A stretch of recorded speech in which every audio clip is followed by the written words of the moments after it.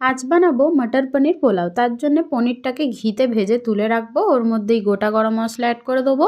সুগন্ধি ছাড়া পর্যন্ত ভেজে নিয়ে কুচনো পেঁয়াজ অ্যাড করে দেবো। তারপর লাল হওয়া পর্যন্ত ভেজে নিয়ে ওর মধ্যে আদা রসুনের পেস্ট অ্যাড করে দেবো।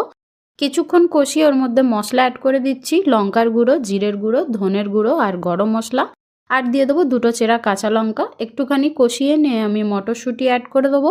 একটু নেড়ে ছেড়ে আমি বাসমতি চাল অ্যাড করে দিচ্ছি। এটা আমি 1 ঘন্টা ভিজিয়ে রেখেছিলাম। এবার হালকা হাতে কষিয়ে নেবো যাতে চালটা ভেঙে না যায়। এবার যতটা চাল তার ডবল জল দিয়ে দিলাম আর পরিমাণ মতো নুন দিয়ে লো ফ্লেমে আমি 5 মিনিট ঢাকা দিয়ে রান্না করে নেবো। 5 মিনিট পরে ঢাকাটা খুলে ভেজে রাখা পনিরটা অ্যাড করে আবার নেড়ে চেড়ে ঢাকা দিয়ে আমি 5 মিনিট রান্না করে নেবো। এবার খুলে নেড়ে চেড়ে 5 মিনিট রেস্টিং টাইমে রেখে আমি সার্ভ করে নিচ্ছি।